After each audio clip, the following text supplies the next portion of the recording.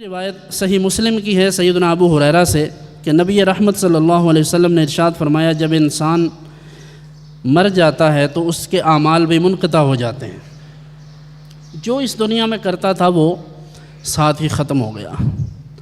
اب جب اس دنیا سے چلا گیا تو پھر اس کے لیے دعائے مغفرت کریں گے، اس کے لیے ایصال ثواب کریں گے، اس کے لیے قرآن پڑھ کر اللہ کی بارگاہ میں دعا کریں گے، اس کے لیے صدقہ و خیرات کر کے دعا کریں گے۔ جیسے ابن ماجہ کی روایت عبداللہ ابن عباس رضی اللہ عنہما سے ہے کہ حضور علیہ الصلوۃ والتسلیم نے ارشاد فرمایا کہ جب کوئی شخص مرتا ہے، مَالْمَيِّتُ فِي الْقَبْرِ إِلَّا كَالْغَرِيقِ الْمُتَغَوِّثِ يَنْتَظِرُ دَعْوَةً تَلْحَقُهُ مِنْ أَبٍ أَوْ أُمٍّ أَوْ أَخٍ أَوْ صَدِيقٍ۔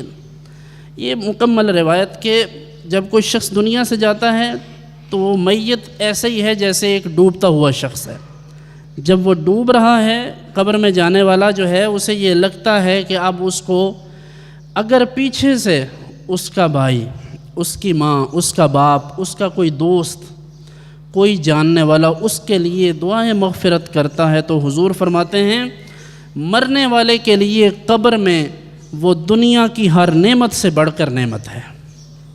یعنی وہ منتظر رہتا ہے اس بات کا کہ کوئی اس کے لیے ایصال ثواب کرے، کوئی اس کے لیے دعائے مغفرت کرے، کوئی اس کے نام پر صدقہ و خیرات کرے، اس کے مال سے، کسی غریب کا مال چھین کر نہیں، سود پر ادھار لے کر نہیں، اس شخص کے مال سے یا اس کی اولاد کرے۔ تو فرمایا 3 چیزیں باقی رہ جاتی ہیں، باقی عمل تو ختم ہو جاتے ہیں۔ صدقہ جاریہ رہتا ہے، باغ لگا دیا، لوگ پھل کھاتے ہیں، کسی کو کوئی چیز لے کر جیسے مدرسہ ہے، مسجد ہے، وقف کر دی، لوگ نہیں بھی چاہیں گے پھر بھی اللہ ثواب عطا فرماتا رہے گا۔ پانی لگا دیا، کولر لگا دیا، واٹر کولر لگا دیا، فلٹر لگا دیا کوئی، اس سے لوگ پانی پیتے ہیں، بھلے دعا نہیں کرتے۔ صدقہ جاریہ کا مطلب ہی یہ ہے کہ ان انٹینشنلی بھی جس کا ثواب پہنچتا رہے۔ تو ایسی چیز کا ثواب بھی حضور نے ارشاد فرمایا کہ مرنے کے بعد کسی شخص کو قبر میں پہنچتا رہتا ہے۔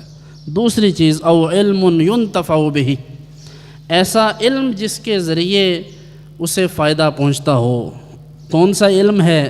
جو علم اس نے حاصل کیا، لوگوں کا بھلا کیا، لوگوں کو قرآن پڑھنا سکھا دیا، لوگوں کو دین کی تعلیم دے دی۔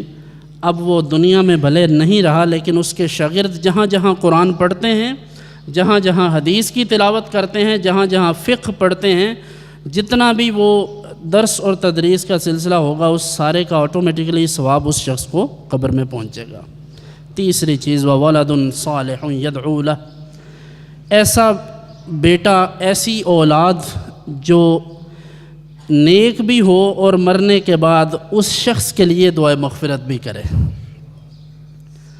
کوئی شخص فوت ہو گیا ہے، پیچھے سے اس کی اولاد اس کے لیے دعا کرے تو حضور نے فرمایا ایسے شخص کو بھی قبر میں اس کی اولاد کی وجہ سے آرام اور سکون ملے گا۔